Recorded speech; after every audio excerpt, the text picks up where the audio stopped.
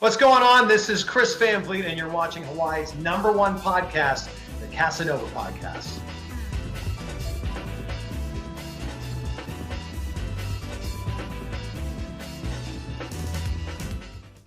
Yeah, I fly and I soar, but I aspire for more. Took some time so I can show you how this lion can roar. Sound the sirens, let them know I'm standing right at the door. I'm defiant, cause I know that I'm a giant at core. Yeah, I'm that boy. Let them know that I'm next level. I'm a whole new kind of guy, yeah.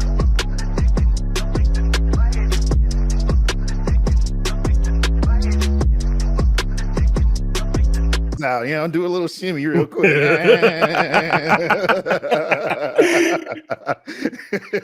You got to keep that in. Yeah, that's gonna be the opening for the podcast. That right there. Oh god, yo, what's up, everybody? It's Mekel Kasanova, host of this podcast, the Kasanova Podcast, and also Decked Up. So this is a crossover of the two podcasts. Because I'm like, why the hell not? We got Black Oni today, and we're gonna have him on both shows. He gonna double headline, the main event. Black Oni, what's up, man? How you doing? Oh man, with the news that you just shared about everyone coming through, feeling really good about that, man. That's awesome, bro. It's absolutely crazy. I knew some folks would help, but I didn't know it would be to like where it is now with companies coming together, individuals coming together. It's crazy. I feel bad, and I said this to Aisha. I said this to Lehua too. Like, where I feel bad is how long this has taken to get like the footprint and everything going. But at the same time, I know it can't. Not everything needs to fall into like the news, because news cycles are usually a week or 2 week, and then after that, people forget. And it's like getting all this organized and to the point, all the companies involved, all the products for the giveaway. It took time, and I feel bad because I'm doing stuff on the back end, and then other folks like, well, are you doing anything? Like, yeah. Yeah.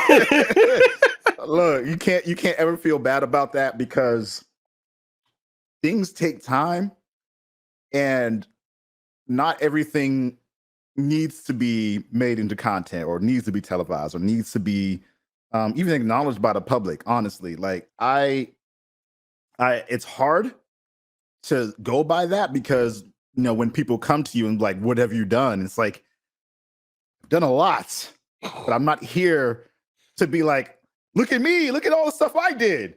This is about helping those where this is mostly affected, right? It's about using your own resources and own platform to make something happen that otherwise wouldn't happen, to help people out. So removing the you in that situation, removing the what's the word I'm looking for? I mean, I'm good with the you, because right, like you're right. Because at the end of the day, like it's ego, it's right? about Removing the ego, right. Yeah, because like it's not about me or anything like that. Like I really, and I remember talking to you before I started doing any of this. I'm like, I really wanted to use every angle, opportunity, connection I had to do something, because what people don't realize is when a tragic event happens, a lot of us do come together. We're bothered by it for a set time, and then people move on. But it's like when something like this happens, people need to understand this isn't going to be something that's going to be resolved in 1 week, 2 week. We're talking over $6.9 billion of damage to Lahaina. And like on our end, with everything we've done, we've only got 6.3 or 6.5 million raised. Like, so we're not even scratching, but I mean, we're helping. But it's like that's a lot. It's a long, like, this is a long thing. And then, like, as an analogy, like we have here on Oahu, we have a rail that was this project to basically have a rail go around the island so you can get to either side within 10-15 minutes. And this would be amazing. Good Lord, you kidding me? Bruh, it would be if it didn't, like, it's been this project has been going for over 15 years, and it's not even halfway done. It's gone through so many different contractors and companies and all that to like when I look at it's going to take for like Lahaina to get restored, and I look at how when other things that get greenlit out here, how long they take. Like Mm-hmm. the rail was supposed to have been done in 2012. Oh, We're 2023 and they're changing oh, hands again. So oh. I'm like, I know this is going to be a long road and I'm in for the long haul. And I know I've had folks that have they've even directly said like, hey man, I'm tired of you constantly posting about this. I'm like, well, there's a mute button, there's an Right. unfollow button, Yeah. I'm No, that's sorry. I'm tired of hearing about tragedy. I'm tired of living it. Right. Yeah. Like people act like, especially in your situation, you live in Hawaii. Like there's a selfish aspect of it, of course, because it's affecting people all around you, Mhm. But beyond that, like to not is to pretend like it doesn't exist. And to Mhm. pretend that it doesn't exist kind of invalidates everything that happened. And I think people tend to get caught up in the optics of following tragedy versus the reality of what the lived experience is. And they equate the thing as the same. Like, because there are people who like get off on like train wrecks. They get off on like Yeah. seeing things go poorly. This isn't a situation like that. Mhm. And it's unfortunate that people have that type of but that's the thing. We got a lot of interesting people Mm. in this world. I'm being politically correct with that, but I could say some We got a lot other of word. assholes out here, bro. That's what we got. Bruh. You know what? For that one, we gonna have to give you some cheers for saying that. Yeah. Like I don't understand how there can be so many people in this world who want to see others hurt. Yeah. And that's what it comes down to is they want to see people doing worse than them. Maybe that's what it is. Like they don't want to see the possibility that there are people doing well or thriving or helping or just doing something because they can help. Yeah. It's got to be motivated by, something for me, something for them, something that they're getting in return. It's yeah, and that's a problem. We see it a lot in our field, Hmm. and it's bad in the industry, but it's part of the human experience. You're gonna run into that, and it's easy to get angry about it and be frustrated, but at the end of the day, where can we direct that energy to a positive, outcome? So that's why, like, brother, I've been, you know, grateful for you because you were legit the first person to talk to me when all this stuff happened. And like, the being willing to do charity streams and, help raise awareness utilizing your platform and, your community and audience and everything like that, man. I appreciate everything that you've done. You know, if anybody got something bad to say, y'all know who you are. Double middle fingers up to y'all for saying anything bad about this man or anyone else. Yes, shot fired. I appreciate that. And there's a lot more that I could be doing as well. I acknowledge that, but like I said, if there's opportunities that I can clearly see something I can do to help, then I take those opportunities. So that's why when I reached out and I was like, "Yo, what's good?" Like we were still learning a lot about what was happening, but I was like, I know a few people who live out in Hawaii that I gotta check up on. Like I gotta make sure they all right. Mhm. Um, and you were like one of two people who was like, I gotta reach out to them right now.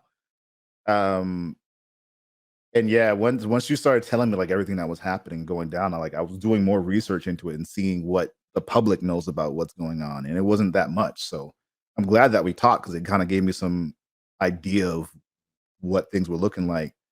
And that's why, when we got in that conversation to start things off, I was like, yo, just let me know what you don't already know how to do. Let me know what I can connect the dots to, and we'll make it work. And again, grateful to you, grateful to always Lozing and everyone who's coming through to help with this, because we're playing the long game here, folks.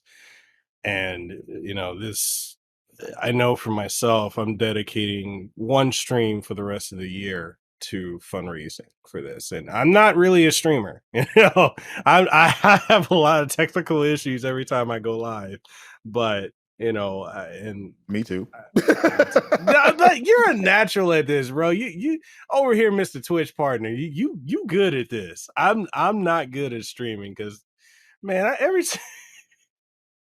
folks like, hey, there's an issue with your camera. I'm like, oh snap! I'm 2 hours in. Damn. But they don't ever tell you that until after it's done. I look back at streams I did a week ago, and I'm like, why does this look like that? And nobody said nothing. There was like a buzzing sound going on in the background of one of my videos. I'm like, ain't no one gonna say nothing?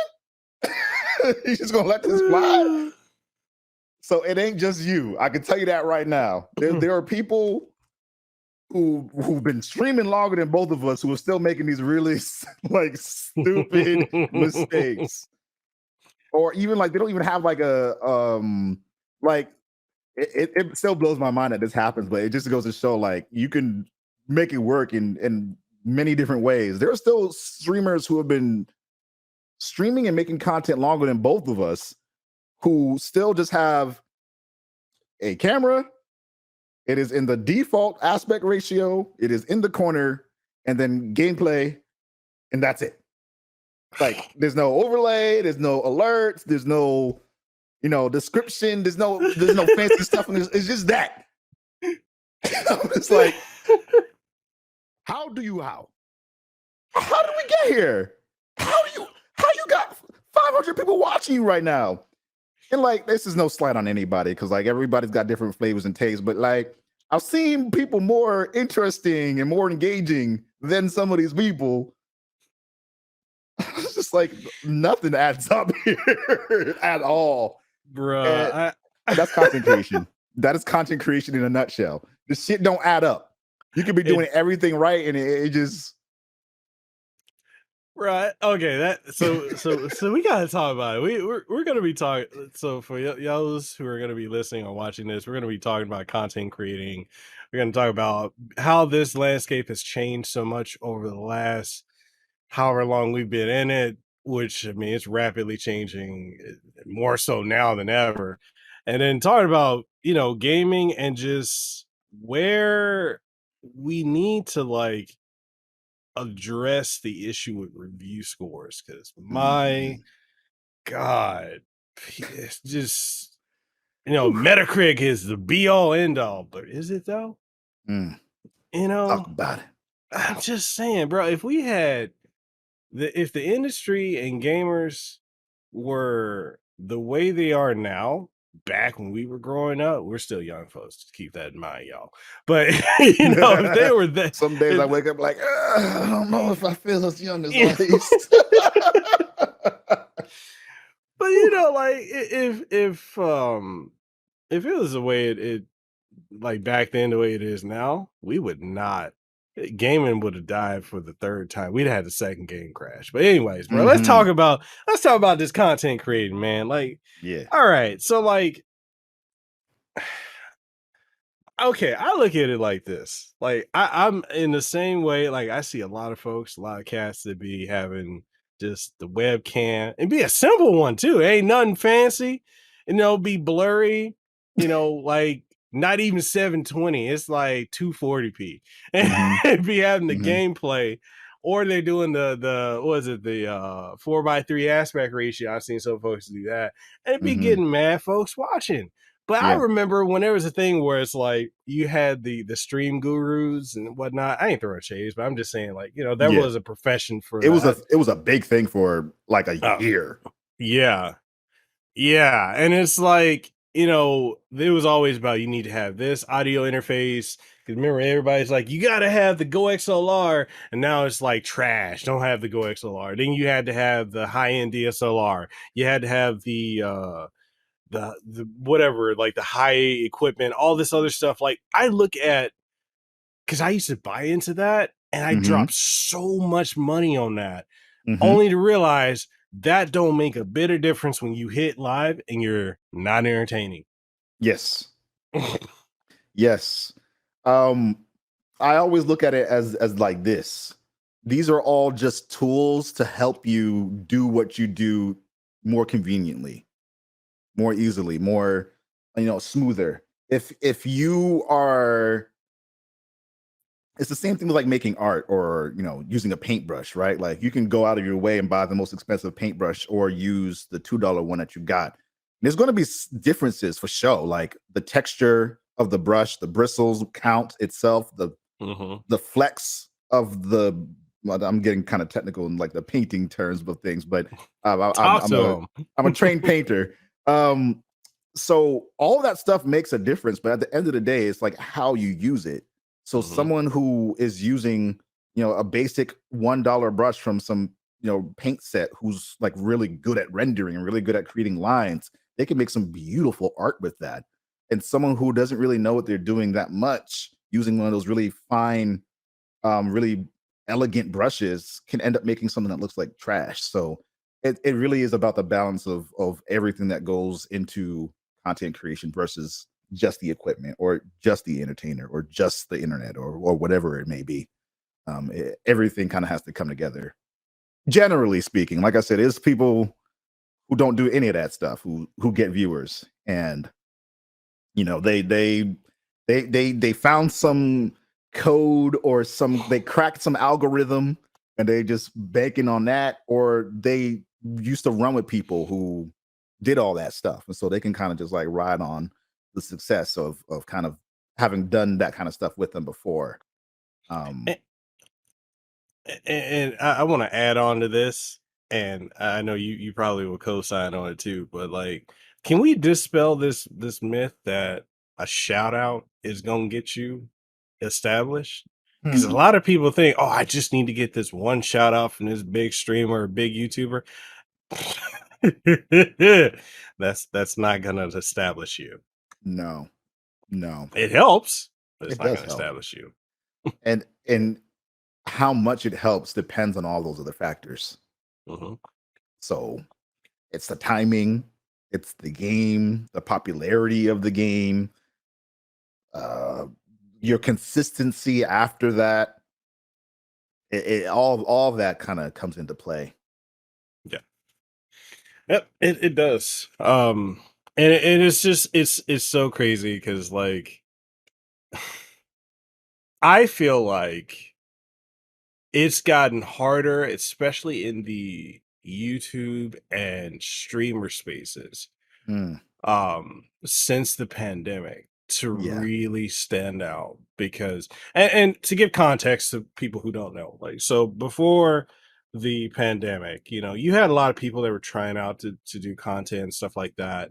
And it was kind of hit or miss, but you had folks that were already established and they were doing good. And, then the pandemic came and then people lost their jobs. Folks like, hey, let me go and try something out. A lot of people turned that into a career, and it pretty much oversaturated, in my opinion, the creator sphere. So there's oversaturation of streamers, oversaturation of, I would say, of the YouTubers, and then all these platforms. I mean, you had TikTok, which that popped up, and then a lot of us were like, yeah, I don't know about TikTok because the public perception was, oh, it's about kids doing dances, but man, you have folks making a living off of TikTok, and it's just I don't know. What's your take on it, man? Man, it's definitely made me second guess a lot of the streaming stuff I'm doing. I'll tell you that. I was like, man, when TikTok came out, like you said, it was just a bunch of kids dancing, and I was resistant to it for a long time because of that. Like I got no interest in watching dancing videos all day. Like if that's your thing, great. I know shade to you or to viewers I'm talking. it's just like that's not how I want to spend my social media time. Mhm. Um, and then I was like, this is another one of those things where like I never liked Twitter that much, but I got it out of necessity for what it is that I wanted to do with gaming and art. And so I had to make the decision to get a TikTok. And by then someone took Black Oni. So I'm like, okay, well, me, right? So I just got Black Oni Twitch instead, and then just make my short form videos here and there. You know, I should be posting more often every day, but I'm gonna be Bro, real. that's draining, man. It's draining, and it's also like I don't know, man. I feel like my creativity in this space has gone down so much because a lot of the stuff that I put the most time and effort into ends up just like never getting views. But something that I just put together in 30 minutes will end up popping off. And again, this is just content creation. This is just how it goes. Like stuff that you can clearly have put more production value into can end up getting ignored by the general population. But something that you just kind of threw together as like a spontaneous thing can end up Mhm. doing really well. So that's the benefit and downside, right? Like if you're someone who is creatively inclined and you like to put a lot of work into your craft, it can be demoralizing because all that Incredibly. work you just did was for nothing. Bro, But if you're the and kind of person who's spontaneous, who can just like kind of just come up with stuff and just kind of roll with it, like it's great because you get to just keep doing that. And it is a frustrating place to be in terms of that. But I don't know. yeah. I feel like TikTok changed the way people consume content for sure. Like even YouTube had to adjust because of that. Even Instagram had to adjust because of that because people wanted quick bite-sized stuff that was different than what Vine was. Mhm. Vine was similar in a way, but it died Yeah. due to a bunch of different stuff. But the desire for short form stuff that you can kind of skim through and quickly look at and check out has increased dramatically during that time as well in the pandemic. And shout out to my boy Drifter.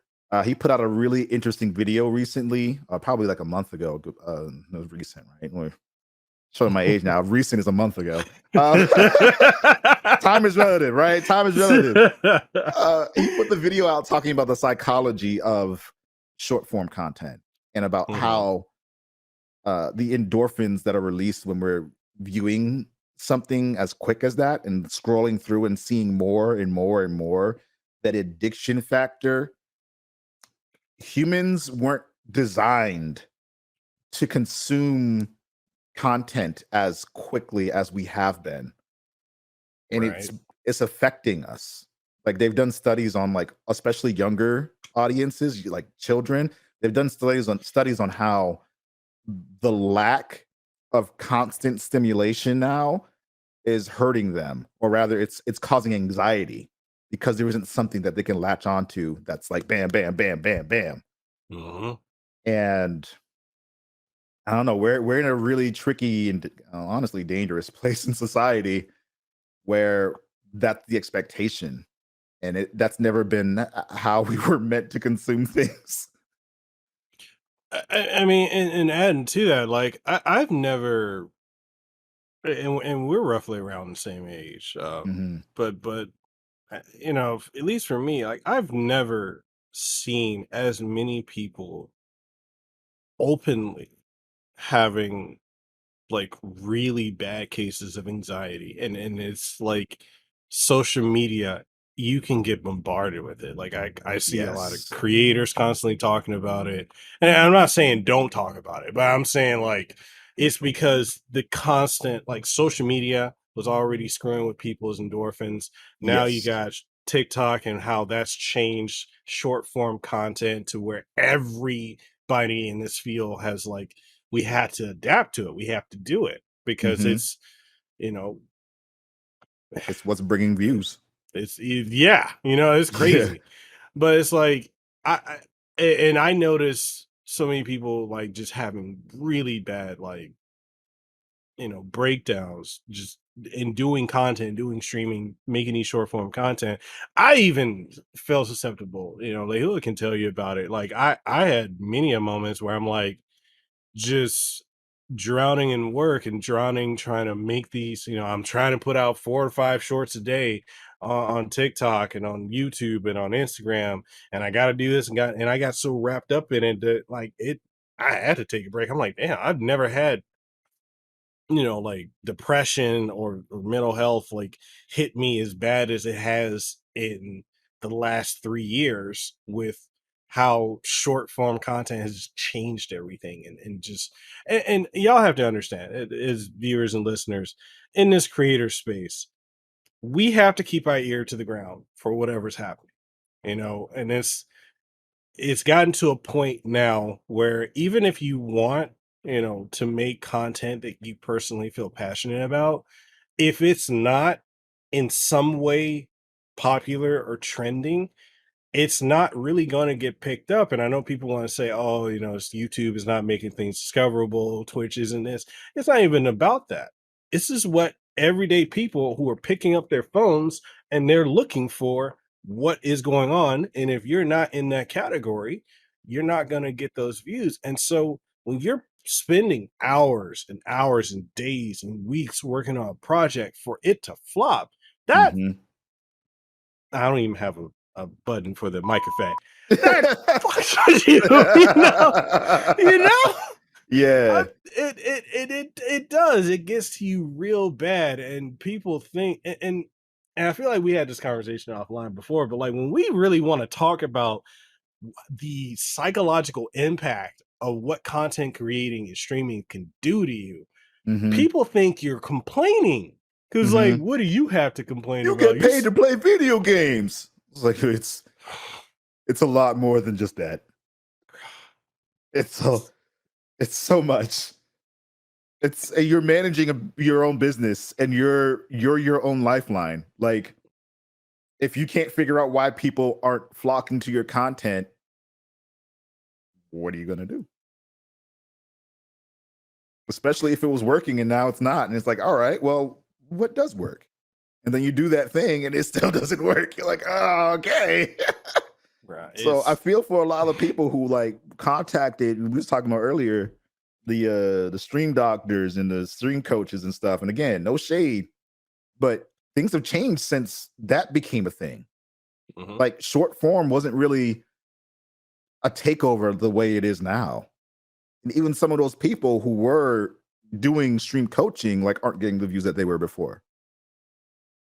Half of them. I mean, I don't, outside of like, even I think Harris Heller has massively dialed back on that. Yeah. Like, Yeah. I think he's shifted away from stream coaching and such like that and informative videos to, he's just been investing in companies, like just Hmm. doing a lot of back end stuff. And I mean, Hmm. smart on him. He saw the He's change smart. coming Yeah. and, he was with it. He I told think, everyone too. yeah, Yeah, yeah. he said like there's a big shift coming. Be ready because things are different now. Outside of him, who else is left? There's Nutty and Nutty, yes. Gail Gale. Level, Yep. and Those I are the can't top three only that I watched. There's one other guy from there's a few other people who I've seen their content, but I didn't see a lot of their stuff. And I didn't see a lot of it recently, especially like, algorithms aside. I haven't been seeing those come up on my feed. So I'm assuming they're still making that content, but it's not even showing up as in my inbox on YouTube or whatever. yeah, it's just so okay. So I'm curious as to your take on this too. Because I was having a conversation with someone who is up and coming in content creating. They've been up and coming for the last uh as of last year.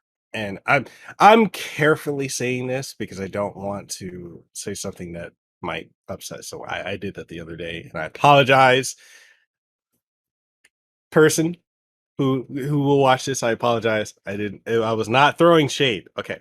So anyways. So, because you got to be careful what you say. Yeah, yeah. You have to be really, really You careful. got to be honest but careful. Yeah.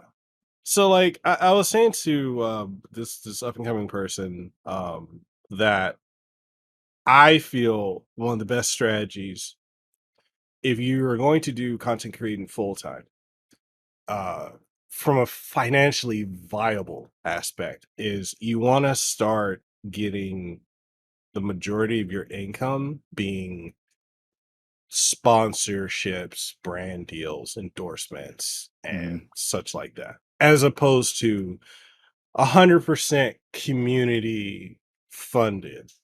Yeah. Because and they were like, no, but when you have a community that's funding you, like you can do whatever you want. I'm like, yeah, but what happens when they got to pay a bill and they're like, do I support you or pay my bill? Do I Mhm. support you? I go and get something to eat. Yeah. Yeah. You gotta take care of you before you can take care of other people, right? It's the thing they tell you on a plane. Put your mask on before you try to put masks on other people. Because if something happens to both of you, Hmm. where does that leave us? Now we have two Yeah, less people around to help. yeah.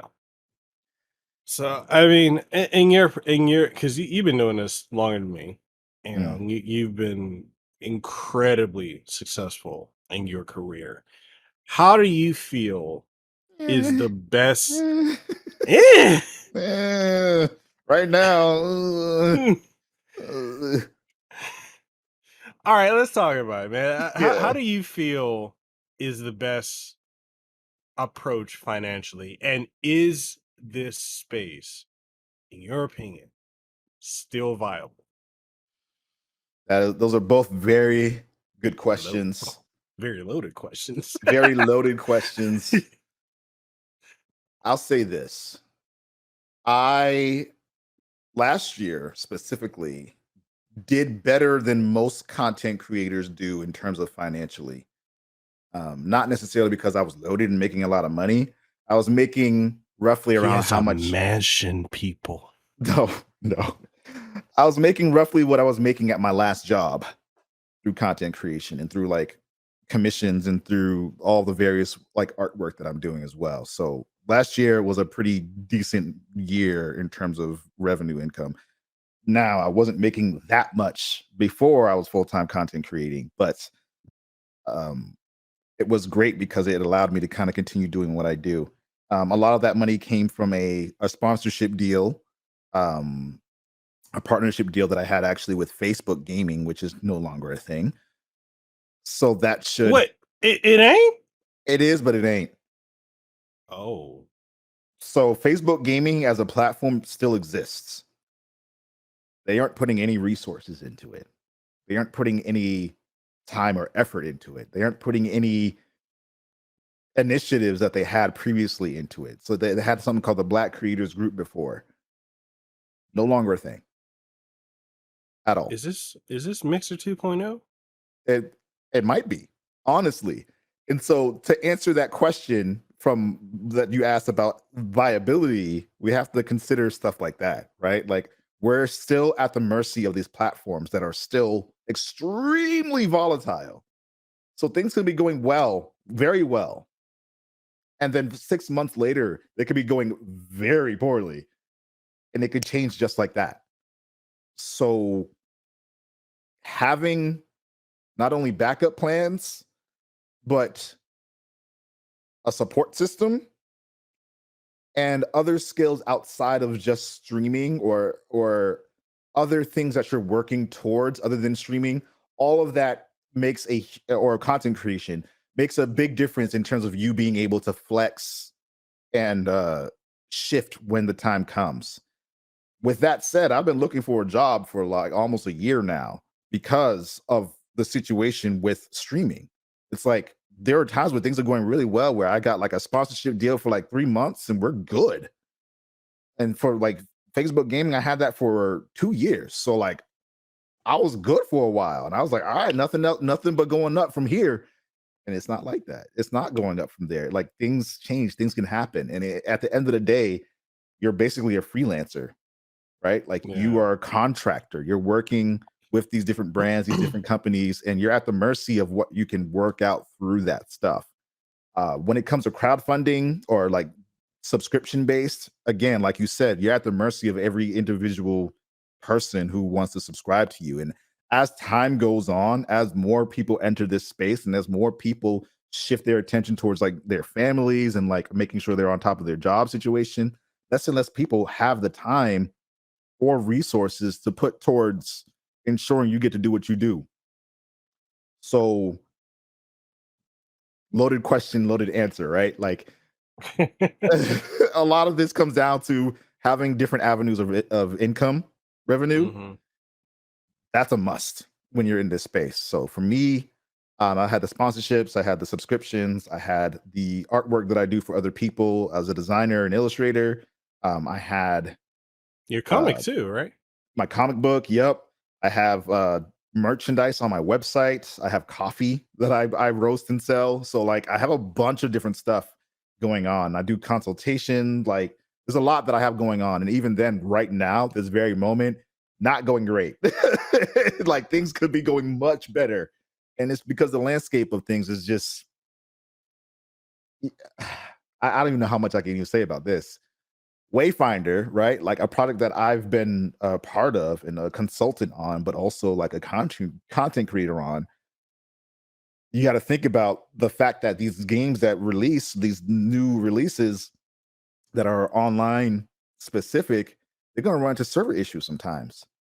And that can Yeah. cut into the sponsored content that you're supposed to be doing during that time, which happened. So like literally can't do any of the coverage for the sponsored activation that I got scheduled for this because the servers are on fire.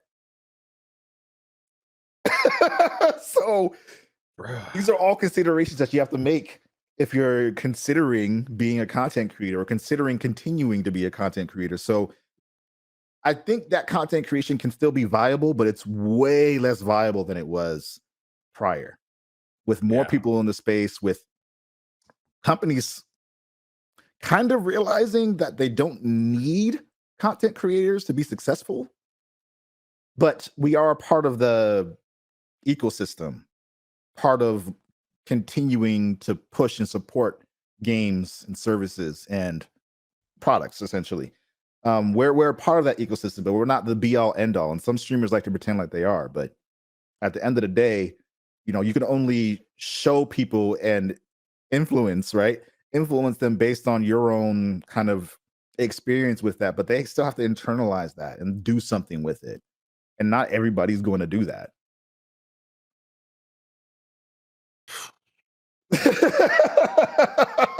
So again, it's I want to believe that there's a future for this space because it's something that I love and something that I've had wonderful interactions and experiences through, but a lot of companies have like backed out of stuff Yeah. where they had planned to do things with creators or planned to do all this stuff. And it just stopped. And with the economy, you know, it's bouncing back again. But while we were in this weird in between flux of like, will they, won't they? Like, are we good? Are we not good? Like the US specifically doing a lot better than we thought we were going to be. But there's still a lot of companies, a lot of marketing departments, a lot of places that are still holding on. Like something's not right and something's going to happen. And they're just holding off on doing any major projects until they get the clear. And I've seen that happen with regards to my own stuff. And like I've had contracts planned for design work that I was going to do for people that got canceled. And that's happened like 6 or 7 times this year alone. And it was big money. So I'm like, bro, what are we supposed to do? So yeah, All it's a right. weird time. I'm gonna share with you this. Like Yeah. I told Lehua I am giving this 6 more months to tops a year. Mm. You know, and if in that time it don't pick itself back up, you know, I'm just gonna have to get brushed up on my IT skills and go back in. Mhm. Cause like, you know, last year I was making like towards the end of last year and a good portion of this year, I was making good money.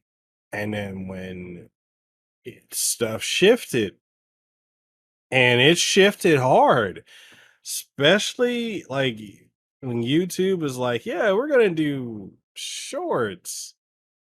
And like before shorts were a thing, shorts have been a thing on YouTube for at least 2 years now. Mhm. They didn't start doing the massive push until exactly 1 year ago. Mhm. And then that's when they foobarred everybody with that Yeah. push.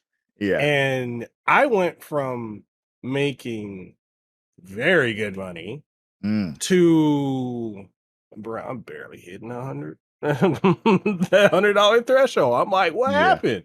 And I'm Yeah. still making the same content. I'm still doing what I've been doing. And Mhm. it's just, when they shifted so hard to short form content, the algorithm shifted to getting away from regular stuff. And when it Mhm. shifted back, people were like, you need to get to the point within the first couple seconds, otherwise I'm clicking off. So Right. your retention got screwed. So Yeah. I'm over here like, bro, I don't know, like I don't like, I'm with you. It can be Mhm. sustainable if things change. Mhm. But I mean, I'm over here like, I haven't been in the workforce since 2019, and I'm I don't know what to do. Yeah, it's weird. It's real weird. And I'm gonna be a honey. I'm gonna keep it a buck. I have I have created content and designed for people across the spectrum of various different industries: real estate, creative spaces, literally Hollywood, Congress, like political, entertainment. I've Mhm. done the wide gamut, nonprofit of design and illustrative work for several different industries and companies and people. And at this point, I'm like, where do I sit in this grand scheme of things? Am I like I have the capability of being a director and I've directed on projects many times, but I don't have on my resume that like I've been a director for this specific company for some X amount of years. Does that still mean I'm qualified for this director job? Because like I do the work. Mhm. Or like I'm also like a designer. So senior designer, graphic designer, like again, when you're out of full time somewhere, going into Mhm. a creative space where you're the freelancer, and I've been freelancing for like the past, I don't know, 3-4 years. Excellent, awesome experience, but also very confusing. Very confusing. So we have to reacclimate ourselves to this space, and especially because of all the back and forth between stuff working, stuff not, positions opening, and then the closing because of this. Like it's been hard. I mean, and that's the other thing too, is like when we're thinking about going back into the workforce and realizing how many companies are just consistently letting people go. Yes. And I'm like, F Yes. me, man. Like I don't have a lot of confidence right now in this space doing this full time. And I'm considering going here. And then I'm seeing all these other folks getting let go. And I'm like, Hmm. Nowhere is safe. No, that's the lesson. Nowhere is safe, even when it feels like it is, which is frustrating. very. It's very frustrating. But even you're not alone in this, and we're not alone in this. I've talked to I'm not going to put their names out there. I've talked to a few other content creators who, what, I feel like the big shift happened last year around like September, October, honestly. Because around that time, Yeah. I was hearing from a bunch of people like, yo, how you doing? Like, are you good? Where are things right now? And I've reached out to people about that very same thing. And they're just like, yo, things are not right now. And I haven't gotten a new deal in like months. I'm like, whoa, you of all people? So it's not just you and it's not just me. It's the industry at large is kind of going through it. And I don't know what needs to happen in order for things to go back to a space of normalcy or a space of sustainability. But I hope it gets back soon. Does it ever feel like to you we were part of a great experiment to say, hey, let's see if this content creating thing, if these companies are like, if we invest in these content creators, and they're like, yeah, I don't know, we're gonna pull the plug on that, because it's like Yeah. I legit don't know day to day how it's gonna go. And Yeah. for anyone who's listening or watching when this goes up, like, it's not a great feeling when you don't know where your next check or meal is gonna come from. Look, I grew up poor, so that already has me with a little trauma. And Yeah. having to deal with like having left a lucrative career to do this Mm-hmm. and doing well for a time, and then it's like, oh snap, it's not doing well. What do I do? Yeah. Yeah. The answer is not clear. I don't think it ever will be clear. Mm-mm. All we can do is try to move the best we can based on the information we got, and just put our best foot forward whenever we can. Um, yeah, honestly, it just might be another situation of having to pivot again, right? Like Yeah. having to, when we both came from places where we were full time at a company or organization, and then kind of went full time in content creation, and I don't know. It we just try. We just try. And that's all And we can what really do. and what people also understand, it would be harder for us going back into the workforce, because we're gonna have to explain when you apply to these jobs why you haven't been working for Yeah. Yeah, so I've had a recruiter ask me about that once. They were like, "What happened? Why is there this gap?" I was like, "Oh no, that's not a gap, baby. I've been working this whole time. All right. It's just this work is different than what I'm applying for right now, because it ain't gonna make much sense for me. Like, hey, I've done all this gaming content creation and hosting and consulting. What the hell does that mean? I got you. Just sit down for a second. Let me explain the whole thing. And it's like you gotta, it's you also have to like deal with like the stigma that comes with it, because you tell people you stream or you make content and they're thinking, oh, you're just playing on the internet, and you got to deal with that. And a lot of folks would just write you off just off of that, and it's like, Mm, y'all don't understand, we're yeah. doing video production, we're doing, Mhm. software engineer, audio engineering, art, Coordinating. Hmm. coordinating PR. We're doing Hmm. everything. I'm more qualified for your job than you. You know, Right. I'm more qualified for your job than the one I'm applying for. Come on now. Make it make right? sense. Right. It's crazy. Like I really don't know, man. I don't. I keep looking at this pivot, and I'm like, man, if I don't have to go back, I Yeah. I don't want to go back, because here's the other thing y'all need to understand. It's Mm. like the freedom Hmm. that comes with this. Hmm.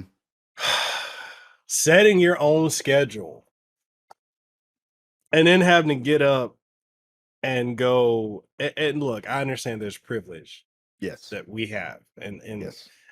before folks say, oh, you just complaining because you ain't got to go to a real job. No, there's an appreciation from having worked a real job and then going into entrepreneurship, which is what we're doing.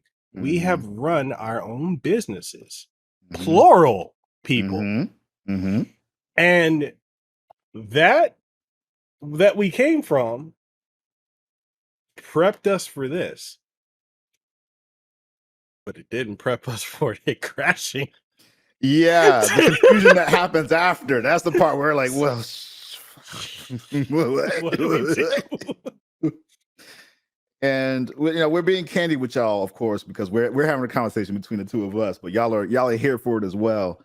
Um, it's showing that we're confused or worried or wondering what to do, showing any sign of that in a work environment is like sacrilegious.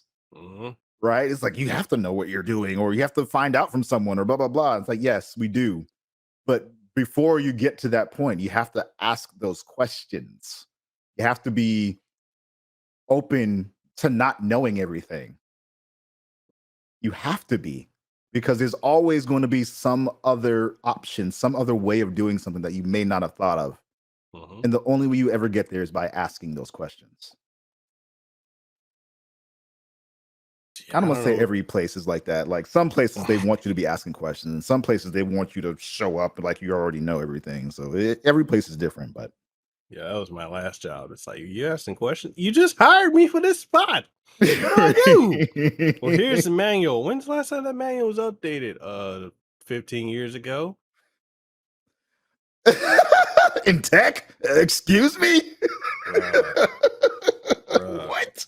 I have What? stories. That's insane. I told you how I ended up leaving that job, and I didn't want to quit that Yeah. job. Yeah. I'm like, yo, I like my paycheck, and I damn sure would love it right now. Right. But like getting Right. put in that position, and it's like, yeah, and I look at it now, like I've had some folks from that job, they're like, hey, you ever consider coming back? I'm like, I have. I've been Mm-hmm. offered to go back, but I've been offered to go back under the same shithead I was under that made me leave. And I'm like, nah, Mm-hmm. not Sometimes it that. ain't worth it. No, and I think I was talking to my other friend, AJ Knight. He was a Mixer partner. Mm. He did Twitch, and then he went over to Mixer, did well with Mixer, and then when Mm-hmm. that came down, he's like, and he was in that spot that we're in now, Mm-hmm. and like, I mean, he's doing good for himself now. I think he's a head project manager for something over at Nielsen for Mm. Nielsen ratings and whatnot. And he Okay. does some other stuff. So he's doing real good for himself, but he's over here like, man, every time I dip my toe back in content creating, he's like, I don't know if I want to deal with that. Mm-hmm. And he's like, Mm-hmm. and like he's bringing up the other thing too, like with how the the whole creator space as it is, like when it comes to talking about gaming, and this can lead into the next topic of how the gaming industry is just getting destroyed based off Mm. of review Reviews. scores. Yeah. And Yeah. he's like, man, he's like, every time I get into a game that I really like, and these games get their patches, it's too late Mm-hmm. because folks will go off of whatever soundbite or clip, of whoever's popular saying they don't like this game. They don't even have to give context. Right. And because of the cult of personality that has unfortunately hit our sphere, people will take that and be like, this game is trash, and then just run with it. We're seeing it now with Starfield. The Mm. folks, how dare Mm. folks give it a 7? Yeah. And that's just like the conversation. I'm over here like, I don't have Starfield. Is it Mm-hmm. good? Is it good? What's it play like? Yeah. I've seen all this, and I'm Yeah. like, as I'm looking for that, all I'm seeing is this, and that's why Yeah. I asked you, I'm like, is it fun? You're like, yeah, but is it Bethesda game Yeah. It is. It is. Um, and even on that topic, we'll transition from Starfield to the reviews in general. Starfield is a game that and like many people listening to this podcast as well, have been eagerly anticipating since they first announced it as a thing. And so when we finally got a chance to play it, over the moon, ecstatic, super happy, even though my PC needs to be upgraded, it's actually running pretty decently on my machine. So I'm like, you know what? Just on that alone, just on the fact that it's running and not completely, it crashed on me once. now. And I've been playing it a lot. It's in a pretty good space. So I feel like in terms of compared to other other Bethesda games, it's in much better shape than any of those games ever were on launch. Like much better shape. It feels very much like a Bethesda game in terms of like, you're leveling up by using skills. You're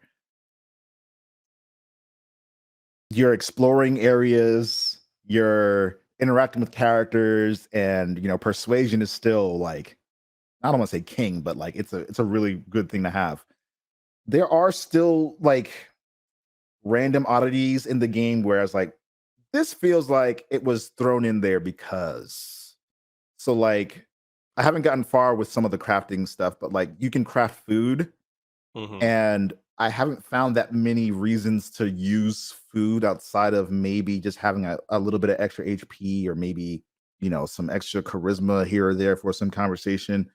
It feels like some of the perks are just kind of underwhelming. And I'll use the example of Melee as an example.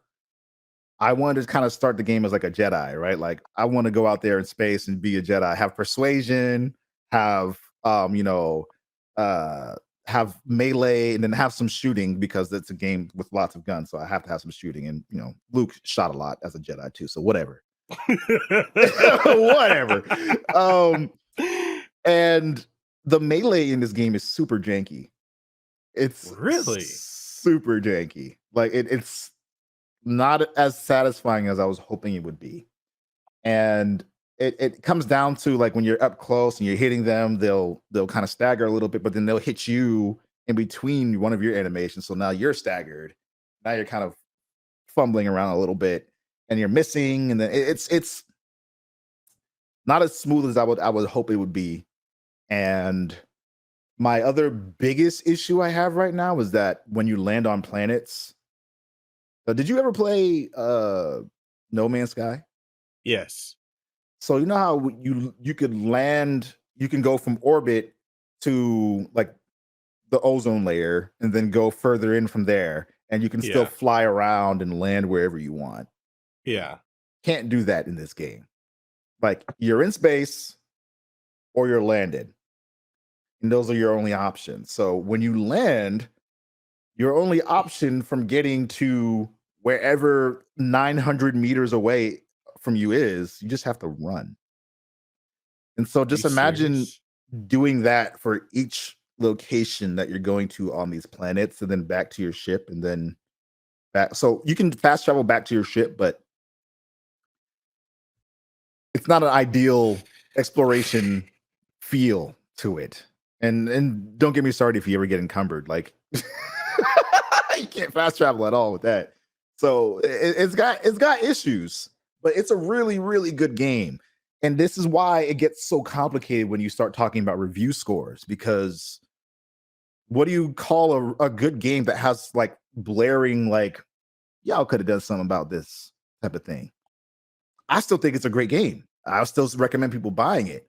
But to put a number to it based on those gripes that I have feels unfair. Like, I have to mention them. I have to dock points because of it. But like, they're at the end of the day, in the grand scheme of things, is that going to stop you from buying the game? It shouldn't. But again, depending on each person, they might get really frustrated with that kind of thing. They might have really wanted to go in as a Jedi and like Jedi mind trick people, and then like hit them with the melee, and then they're like, it feels weird. That might be exactly what they wanted to do in this game, and they can't really do it that well. Or rather, it doesn't feel as good as it should.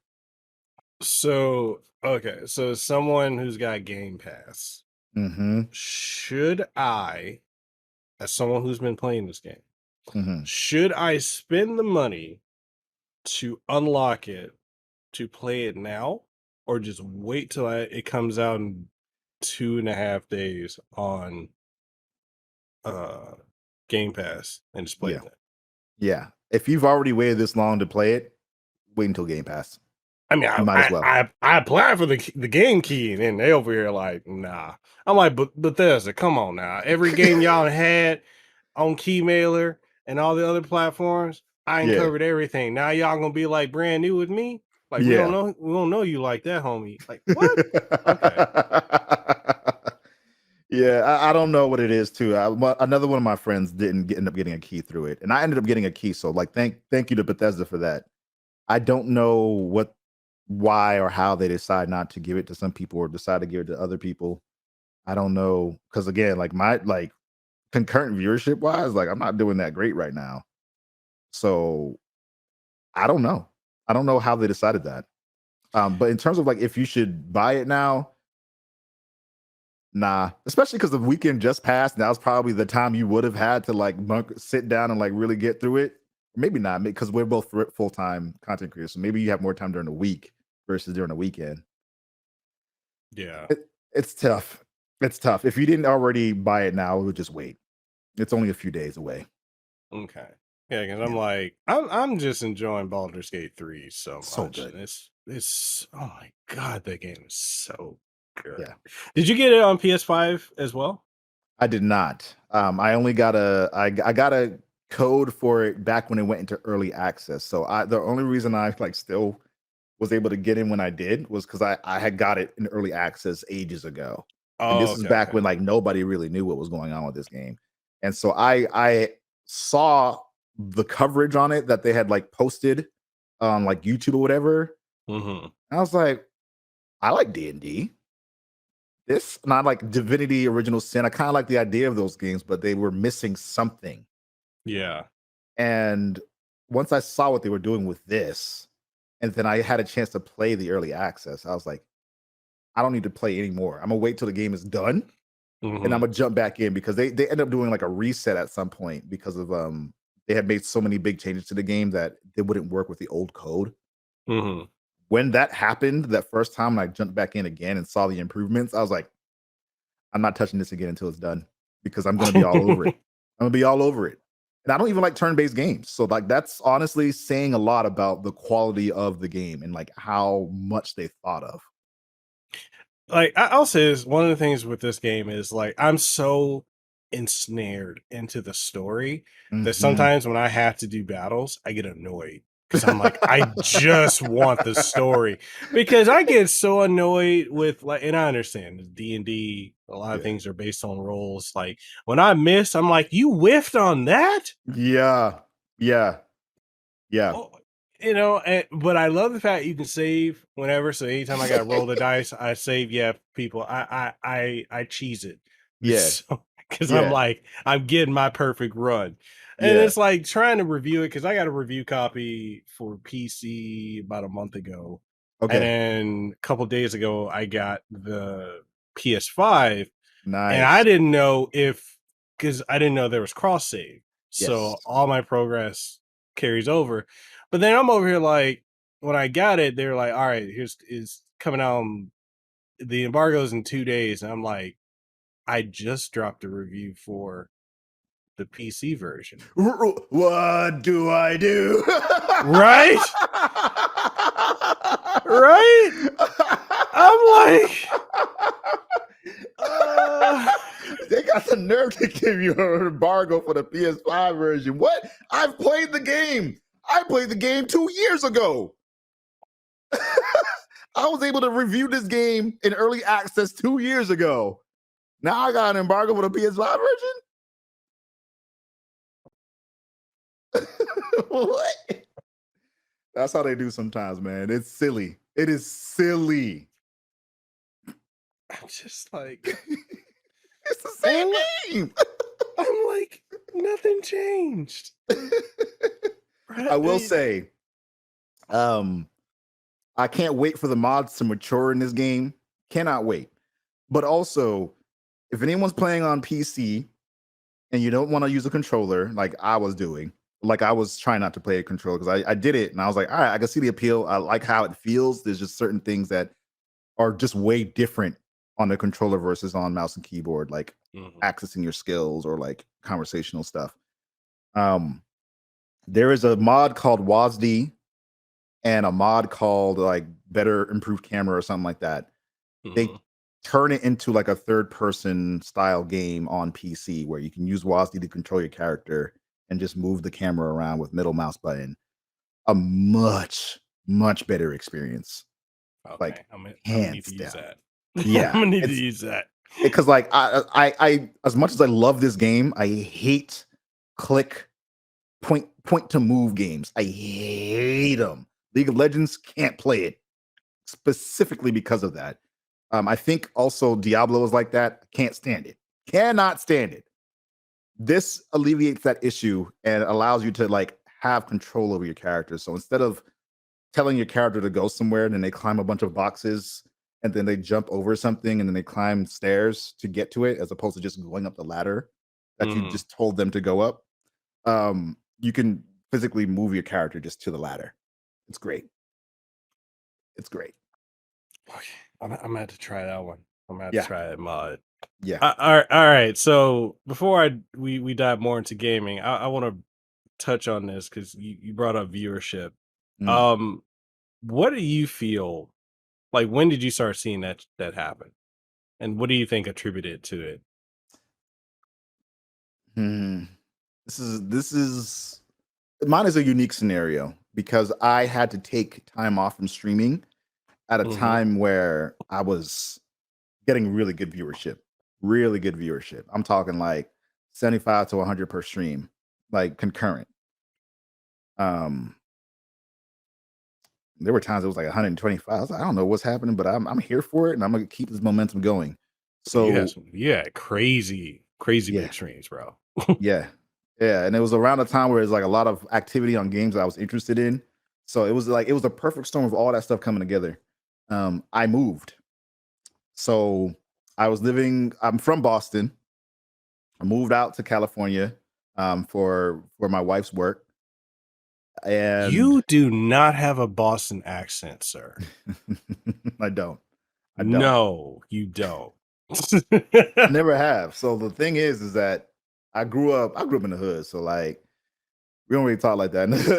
I mean, Yeah. granted, right. Yeah. Like if But people don't know that though. They don't know. Like there's certain words that I'll say and it'll sound a little tiny Boston. But even when I was in college and we stayed in New York City for part of the year as part of the program, and just meeting random people who are actors or people in the entertainment industry, whatever.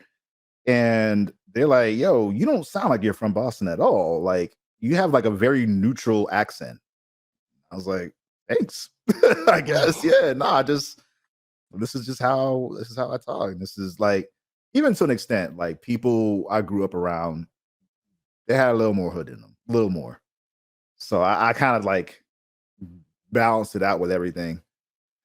But see, and people for those of y'all who don't understand, if you grew up in the hood, like there's a certain way we talk. yeah. But when we're not around folks from the hood, we talk a different way. Yeah. And it's a level of Yeah. adaptability. Some folks can get it, some don't. But Yeah. it ain't, you adjust to where you are, Yeah. to your environment.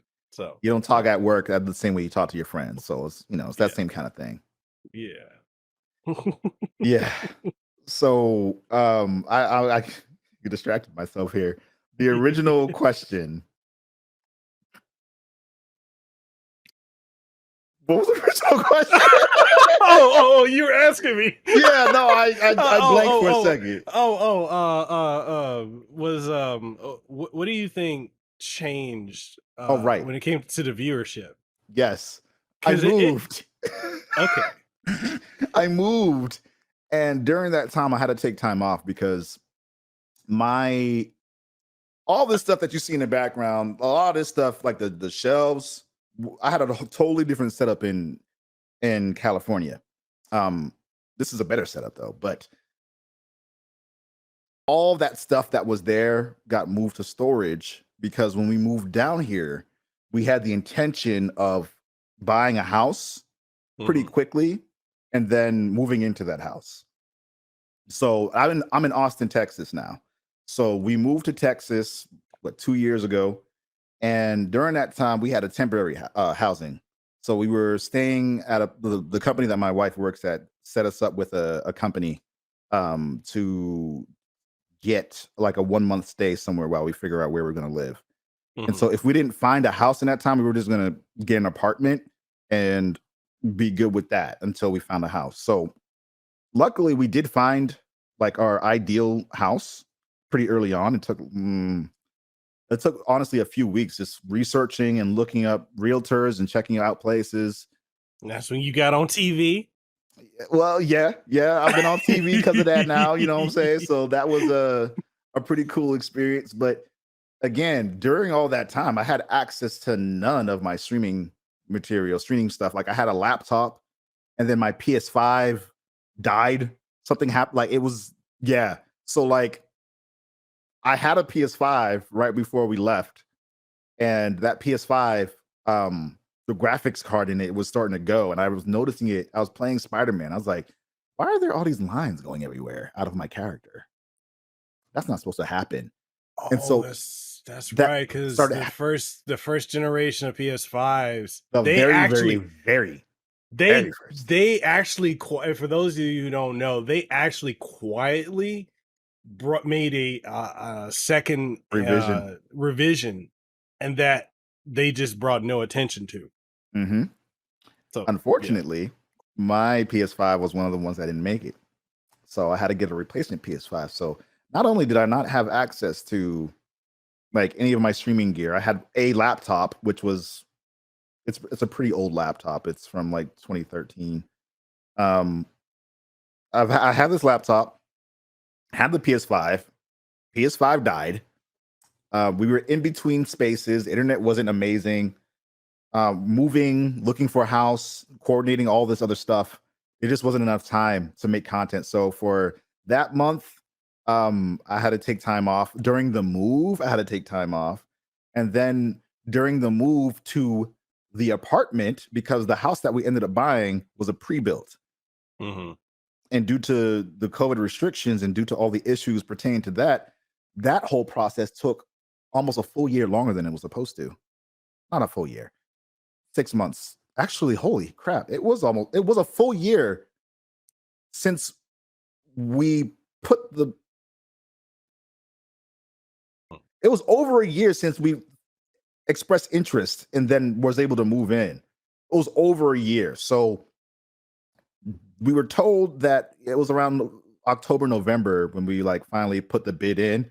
We were told Mhm. that in February it was going to be done. So I was like, you know what? We can keep all that stuff in storage until February. I'll just take as much time as I need, and then I'll just stream off of this laptop if I really have to, which was not ideal. And Right. as we all have heard the horror stories of delays, the house was delayed by 9-10 months. So it wasn't until December that the house ended up being finished. So for up until July of last year, I had no access to any of my streaming equipment except for a laptop. And so during that time, I had just very jerry-rigged configurations. I was only able to play certain games, and I was only able to play them at a certain level. Mhm. So in between taking time off and then in between when I came back, things being shitty, excuse my French, all of that contributed to declining numbers. So in this space, creative space, if you take time off longer Yeah. than a week, good luck. Good luck going back to what you had with regards to all that momentum you had built up. Because I went from having 75 to 100 to 125 viewers per stream to having 10. And people don't want to talk about that. Yeah. They don't want to talk about that at all. Yeah. Taking time off in this industry, how we talked about freedom, we have the freedom to do it, but we will suffer horribly because of it. Mhm. It is not kind to work-life balance. It is not. No. It's been a year and a month since Lehu and I moved our family into this condo from the house that we had. Mhm. And that move, we didn't have any movers. Mm, Izale at the time she wasn't even 2. mm. She was still I think she's like a year and a half, and at that age, like you can't tell her anything because it's like there's no concept of understanding. Not like now. She's almost 3 now, so like she gets it now. But Yeah. like, you know, we had no help moving. It Mm. was just me, her, and our baby. And between trying to move out of a 3-bedroom house into a 1-bedroom condo, That's hard. That's hard. moving all the stuff into a storage, trying to clean the old place. It took a week for the move. It took months to get back to like a semblance of normal. And Mm-hmm. even then, like the time it took for me to get back to streaming, because in that time, I had a lot of momentum on YouTube when it came Mm. to like viewership and streaming, because I used to stream my other podcast, Decked Up Live on YouTube, Mm-hmm. and I would get 40, 50 people, folks donating and super thanks and all the other stuff. So I was doing good. Revenue Mm. was great. Mm-hmm. And then I took that time off and never recovered. Yeah. When I came back to it, because like when we finally got set up here, um, my desktop died Oh and I no. had to send that out to get repaired. So I was like, okay, I got my laptop. Then my laptop died a day later. And then a shout out to Acer for sending me over one of the Predator gaming laptops. I was having to use that as a makeshift. Yeah, I was supposed to do a review on it, but they were like, "Hey, we know you don't have the computer, so just use it as you need." Mm-hmm. They would have sent a desktop, but they didn't have any that they could loan out. So like, I just Mm. used their one of their high end gaming laptops, and I'm sorry, folks, using a gaming laptop when you've been using a desktop, It's it ain't. different. It's just not the same. I Mm-hmm. mean, it's just power, performance. So I was having to scale back stuff, and every time, like I would go to pick up my desktop and laptop from repair, I bring it home, something else is wrong. With the Mm. laptop, the graphics card. I came back and it's like, oh yeah, your computer doesn't have a graphics card. Took it At back to all? Geeks. Yeah, it didn't. Well, it was there, but apparently, Geek Squad, and I know people are gonna be like, "Yeah, but aren't you in tech?" Yeah, I don't have the time to to do all the stuff. Deal with And that. Yeah. on top of the fact, Hawaii doesn't have we don't have a Micro Center or a Fry's Electronics or anything like that. We have Best Buy, Mm. and Mm-hmm. most of the parts we need we can't ship out here. So, Mm. anyways, going to Geek Squad, I came back. I'm like, "Yo, it's not even showing my graphics card." So shipped it out. Another week went by. Came back. Oh, now it won't charge. Send it back out. Another issue. And I'm like, can I just get something else? So I replace. I'm like, bro, y'all eating into my money right now. Yeah. This is ridiculous. Like, so I replaced my gaming laptop with a Mac Studio, which has been one of the best decisions I've made, because that thing I can edit, I can stream on, I can do a lot of stuff with it. But Mm-hmm. then you have to deal with being in the Apple ecosystem, which can Yeah. be Yeah. yeah, Mm. not great. And then with my desktop, which I'm gonna have to send this out for the 7th time, Ugh. because yeah, I had an issue with the RAM. So now I'm up at 64 gigs of RAM. And Nice. then I had issues with overheating. They had to change out the power supply Oh. 3 times. They had to change out the liquid cooling Which 3 company is this? times. This is Cyber Power, but I had to Mm. send it over to, because I had the Geek Squad thing. Okay. And yeah, it was always You some know who to issue with it. avoid. Yeah. Yeah. Yeah. And so like I got it back this time, and like now it's like, when this last time I got it back, they kept one of my hard drives. So I'm like, okay, I got years of stuff I did not back up in the cloud Oh gone. no. And Gone. they don't know where it is, of course. They have no clue. So yeah, I had to deal with all that from the move. And so when I was finally able to get back to a point of consistent stuff, yeah, it's just not been the same. And even with like my this podcast decked up being the best performing, Mm. it doesn't do as well on YouTube anymore. I used to do thousands of views, and now it's like I'm lucky if I get 100 on YouTube. And with the audio format has been consistent, so I still get Mm. good payout from Spotify, my sponsorship with them. But Good. frick, man, like the YouTube front, I'm over here like this is just not. And when I look at the stuff that people are doing that's taking off, I'm like, I don't have the time to be doing all these jump cuts and transitions and zoom in and out and all that. I'm like, I got to do what I can do before my 2.5-year-old is like, no, you're done. Come over Right. here. Right. Attention. Right. So yeah, when you lose that, when you got that momentum and it goes away for whatever reason, Mm-hmm. good luck. Mm-hmm. Good luck. It ain't easy. It ain't easy getting it back. No, Possible, sure, but probable.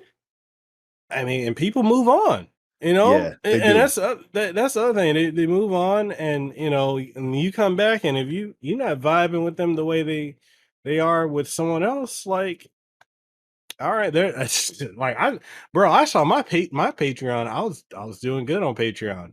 Mm, Saw that dry up. mm. It ain't come back yet. Mm-mm. That's frustrating. And again, it's not a experience that's unique to either of us. I remember talking with someone else who also took a hiatus. They took a considerable amount of time off. And matter of fact, I think I ended up taking up much more than 3 months off.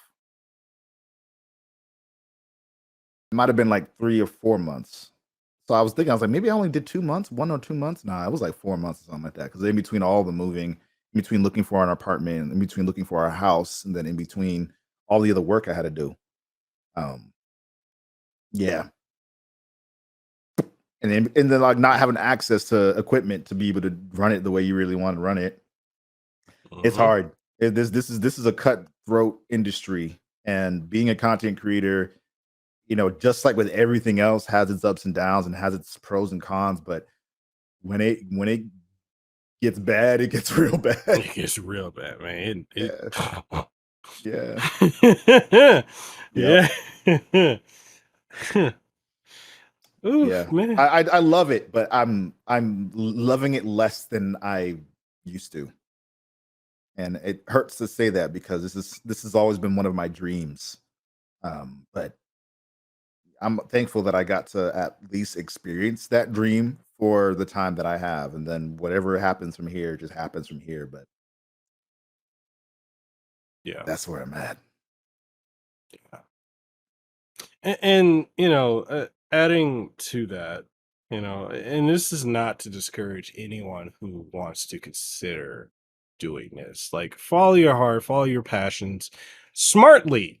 I Mm-hmm. will say, if Mm-hmm. you got some good paying and you have not built up anything in the creator space, don't throw away a good paying career or job to go all in on this with nothing behind you. You need to, for Oni and I, we worked while building this before we jumped over. So Yes.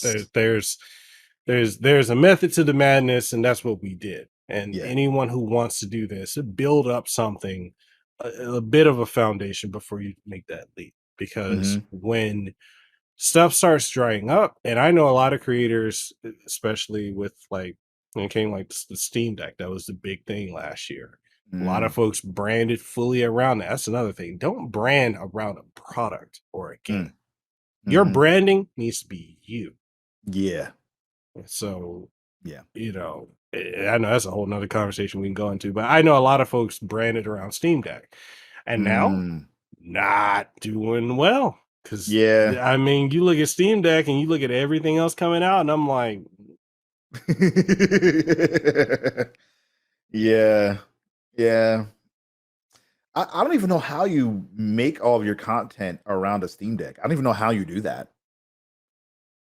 Like, do you just play everything off of the Steam Deck and that's your hook, or That was people's thing. They're like, "Yo, don't get a Switch, get a Steam Deck. Don't get a Xbox or a PlayStation, get a Steam Deck. Don't buy a gaming PC, just play a Steam Deck." Or like, "Oh yeah, this is how you can play the Steam Deck. You can play these games on Steam Deck. You just need to go in the desktop, understand a little bit about Linux, go do a little okay? coding, do all this, and this." And I mean, it's got a devout group of Yeah. people, but like, there's a lot of folks that just like, I just want to pick up this game and play it. I don't want to Yes. tinker with it. And I'm seeing like a lot of the big folks, they're having to shift away from Steam Deck, and then they're doing the Ally. And then like Lenovo just Mhm. announced their thing, which Which your looks boy gonna cool. be, yeah, I'm gonna be getting it. I'm gonna be getting it. Nice. Nice. I'm gonna buy it. I don't Oh, have okay. a I was they got you that hook, though. That's what's up, because it looks I cool. yeah, I'm like, yeah, I want to get that because I'm into tinkering with it, but then some folks are like already branding around that, and I'm like, that I wish there was a marketing and PR class for people wanting to do content creating, because a lot of folks could definitely use it. Yeah, I've done, thankfully, I've had the opportunity through Twitch to do a creator camp, and they have a few other creator camps that are similar to the ones that I did. This was Mhm, on branding and the importance of it and how to incorporate it in your own content. mhm. I ran that session for TwitchCon, what was it, 2017 or 2018? And that was like, I'm pretty sure it was their highest viewed creator camp panel at the time. I don't know about now. But there are resources out there for people to check out with regards to it, but some people need a little more help with it than they realize. Yeah. Yeah. We'll put it that way. Yeah. Oh, okay. So last topic of this before we switch over to our last topic of game, because I don't want to take up too much of your time. I know you busy, you got a lot of stuff to do. But so I want to talk about when you partner with a company, and I'm being very careful of how I'm wording this. I don't want to. Okay, so like Yeah. I got you. So Yeah. quickly on this. So when it comes to working with companies, like a lot of people don't understand the difference between affiliate and Mm, partnership. And a lot of people assume that if they get an affiliate and they're shutting out a code, getting a percentage, that's the way that they should do it. And in many cases, that's cool. But I do feel like a lot of companies can be predatory with that yes. and take advantage of you. Like for me, if it's a paid gig and it's something I care about, I'll do it. Hmm. But there are companies I'm partnered with. Hmm. Um, Case in point, I'll say Avra Media, no shade Hmm. at them.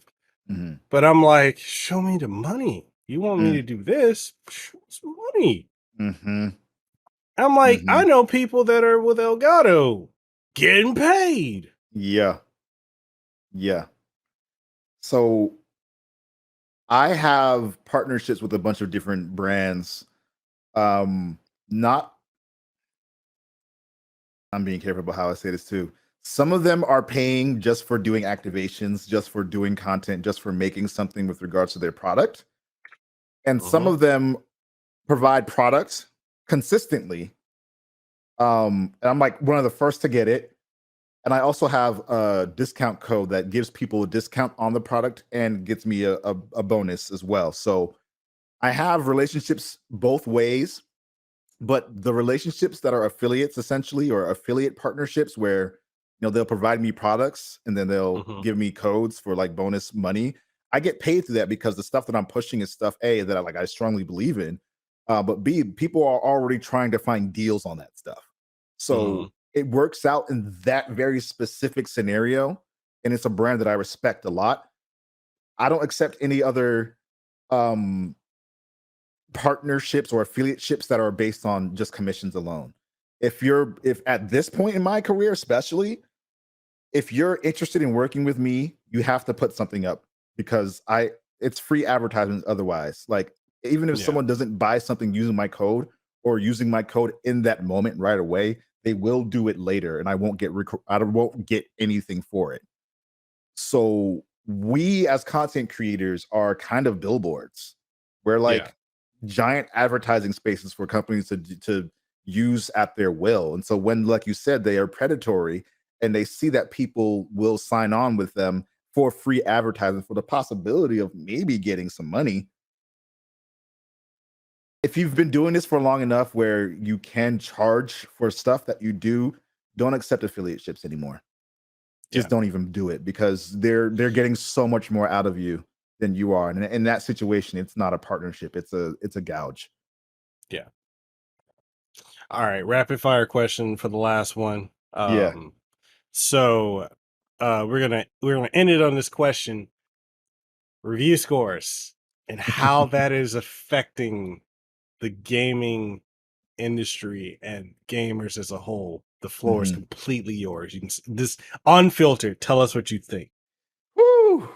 I've been a long time supporter of the idea that reviews should no longer use scores. I understand from a very baseline perspective why they exist and why Metacritic is important, quote unquote. But at the end of the day, when the average consumer or even just the average person from the outside looking in sees a review score for something, they immediately associate it with a tier of quality or a tier of enjoyment. If they see a 6 or a 7 out of 10 on a product, they are incredibly less likely to pick it up versus something that's an 8, 9, or 10. Mhm. So whenever they see that, even if it's in a genre, like if there's someone who only likes to play sports games and they see Elden Ring got a 10 out of 10, and they look at that like, oh, this must be a great game. Like, this is going to be perfect for me, regardless of the genre, regardless of what's been said, regardless of any of that stuff. A 10 out of 10 is a game that you can't ignore. And then you get in there and you die 700 times to the first boss. You're like, this is insane. I hate this. You're going to be so mad because A, you didn't do your due diligence and research and see what the game was really about and if it was for you. But Mhm. B, you're going to look at that review score and be like, this is absolute bullshit. Why would anyone ever give this amount? And so unless you look at the context around that number, you'll never understand or never be able to delineate what's better for you versus better for someone else. Yeah. And so when I was doing reviewing, I played on like a 4 naming scale. It was about avoid, buy, must buy. I think it was just 3. I think it was just a 3 scale. And it was just like, or rent, right? So try it. So if you have a chance to try it or rent it or like have it on trial or whatever, do that. I had a 4 scale and it was that. Any game that I put out, and people appreciate it because they actually, if they didn't want to read the whole thing, they would look at the conclusion, they would see what it says, and they'll see the lettering and they'll see the name. They'll say rent. Like, oh wow, they say they actually recommend renting it. So I should at least try it. So there was already this psychological thing going on in their head that like, hey, I know to at least give this a try based on these pros and cons. Whenever people see those numbers, they just don't. And I've been guilty of it before. I've been guilty of passing by games that were 7 out of 10s and not even looking to see what the reviewer said because it wasn't worth my time because they said not to pick it up, even though 7 isn't bad. Yeah. Yeah. And a lot of these companies and outlets, they're using numbers. They don't even have a frame of reference for what each of these numbers means. It's just, oh, we're gonna give it this, and it's like, all right, well, that's why I default to like the old GamePro magazine fun factor, with Yes. that because numbers, yeah. All right, man. So all that being said, anything you want to leave the audience with before we go? 2 things. Okay. 1, make sure y'all stay locked here on Mekel Kasanova's podcast. Make sure you give him some love. Make sure you give him some flowers. He's been doing a lot of stuff behind the scenes to not only create content, but to also help his brothers and sisters, the people of Hawaii, out in this situation. He's done a lot of things that were personally out of his way to help out. So give him his flowers with that. Say a thank you every once in a while. Just for caring, just for doing something, because he didn't have to do anything. No one has to do anything. And so everyone who's donating, everyone who's helping, all the companies and individuals and people in the media who are utilizing their own platforms to do something to help, we both thank you for that. And also the last thing, yeah, y'all, like all the controversy with the Starfield thing and reviews and all that, just look, pay attention to what people are saying versus the little clip, soundbite, whatever it is, the number. Pay attention to the context of anything, not just reviews, but just of life. Of anytime you see someone on Twitter or X, whatever they're calling it now, anytime you see some controversy and someone's riling up, look at the context and just do a little due diligence. Inform yourself. That's all I got, man. People are just so quick to jump on some bandwagon or another, and they lose sight on what it is they were actually trying to do. And that's the thing that's actually taking over this industry. That's another reason where I'm kind of like, I don't think I fit in this anymore, because it's all about the hot takes and praying for something to fail so you can get the clicks. And I hate that. Like, that's not why I got into this. But that's another topic for another podcast. So with that being said, folks, I want to thank Black Oni for taking time out of his day to be on this podcast and, to share his wisdom, his experience, his journey with us here. You'll find links to all of his outlets and every platform he's on. Are you on Blue Sky Social too? I am, but I'm a little confused. It's not an app yet. It's only on mobile. Sorry, it's only on desktop. But also Threads is weird. It's the other way around. So it's only on mobile, but it's not on desktop. I was like, y'all need to get these together. Make it on both so that we can stop using X. Yeah. Or at least use it less. But I am on Blue Sky, yeah. All right. So I'm going to leave links to everything down in the description below. And if y'all want to catch this episode of the podcast and many others, you can catch it here on YouTube, also on Spotify and every major podcasting outlets and video and audio format. So with that being said, we're signing out. Thank y'all again for coming through, for watching and listening when this goes up. And Black Oni, thank you for taking time out of your day, man. Again, thank you. And y'all have a good rest of your day. For your time for listening to this episode of the Kasanova podcast, number one podcast in Hawaii. If you found this episode to be incredibly enjoyable, informative, or if there's anything you gain from it, or any insight, or anything that's good that you really, really enjoyed, make sure whatever platform you're listening to it on, or if you're watching it, leave a comment if that's available on the platform, like it, share it around with someone you think would enjoy it, and give us some feedback, because your feedback is exactly what we need to keep this show going. And if you're wondering what are some ways that you could support the show, we got various ways. We've got Patreon, we have channel memberships over on YouTube, as well as Subscribestar, Coffee, and so much more. Links for everything will be in the description of the podcast, so make sure you go check that out. And with all that being said, I hope you have an aloha rest of your day. Let them know that I'm next level. I'm a whole new kind of guy. Yeah.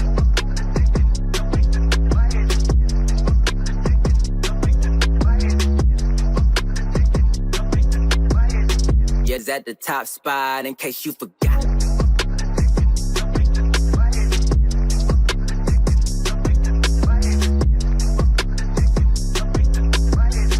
We the ones that got the block hot, bullet got the shot.